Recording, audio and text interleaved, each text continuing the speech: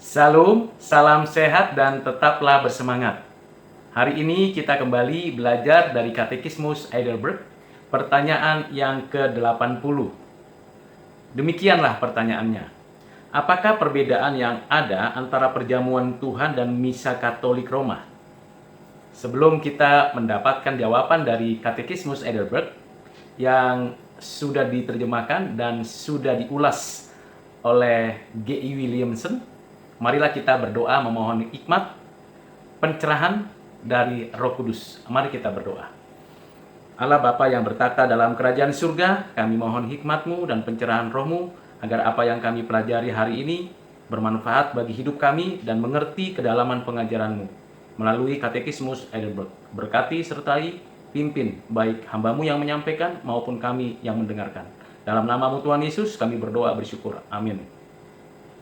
Bapak, Ibu, dan Saudara yang kekasih di dalam Kristus, jawaban dari pertanyaan tersebut ialah perjamuan Tuhan memberikan kesaksian kepada kita bahwa kita mendapatkan pengampunan yang sepenuhnya bagi semua dosa kita oleh satu-satunya pengorbanan Yesus Kristus yang telah Ia sendiri genapi satu kali untuk selamanya di atas salib. Artinya, Bapak, Ibu, dan Saudara yang percaya akan karya penebusan Kristus dan mendapatkan pengertian dari Roh Kudus, diberikan iman oleh Allah yang diterapkan oleh Roh Kudus, meyakini apa yang sudah dinyatakan Tuhan dalam sejarah penebusan di dalam dan melalui Kristus, mengerti benar bahwa penebusan Kristus satu kali dan seluruh dosa kita dahulu, sekarang, dan akan datang sudah dihapuskan, dan kita ditebusnya, dan kita milik kepunyaan Allah kita, dan kita mendapatkan pembenaran. Dan bahwa oleh Roh Kudus kita telah dicangkokkan ke dalam Kristus yang menurut natur manusiawinya sekarang tidak berada di bumi, tetapi di dalam surga, di sebelah kanan Allah Bapanya, dan mengendaki agar kita menyembahnya di sana.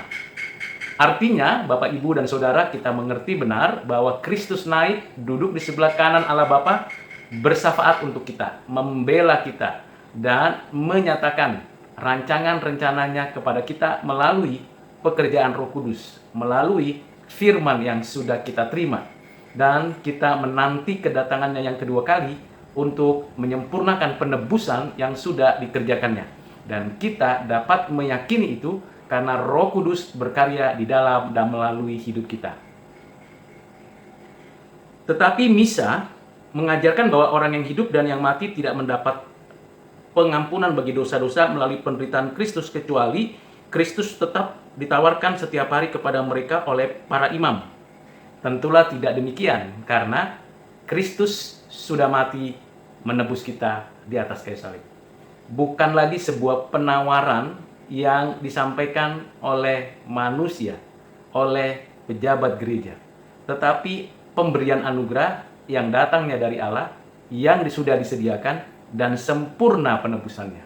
Bukan apa yang menjadi respon kita yang menentukan penebusan dan pengampunan, tetapi yang menjadikan kita itu miliknya adalah sepenuhnya karya Bapa di dalam dan melalui Kristus, oleh Roh Kudus di dalam dan melalui hidup kita, dan kita menikmatinya.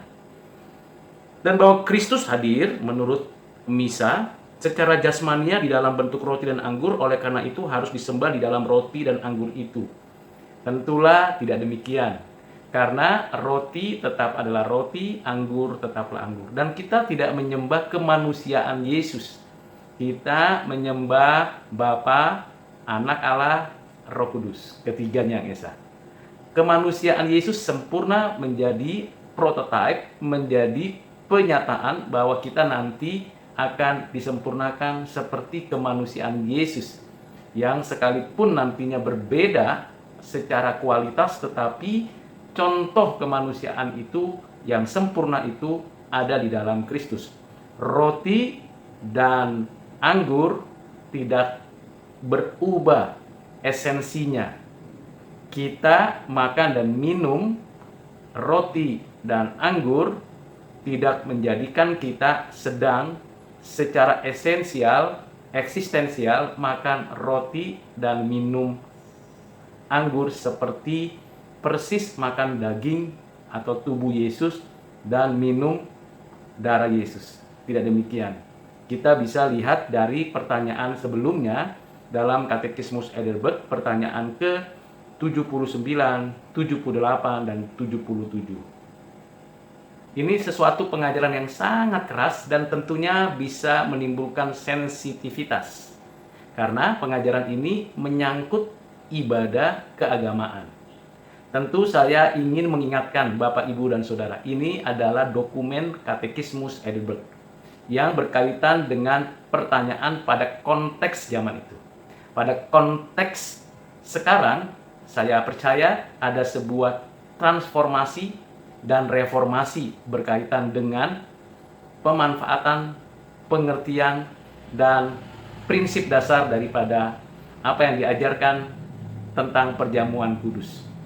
Karena itu Bapak, Ibu, Saudara, masa lalu dalam konteks pertanyaan dan jawaban terakhir dari perbedaan perjamuan Tuhan dan misa tidak perlu diperpanjang, tidak perlu didebatkan. Yang perlu adalah kita sama-sama kembali kepada pengajaran Alkitab.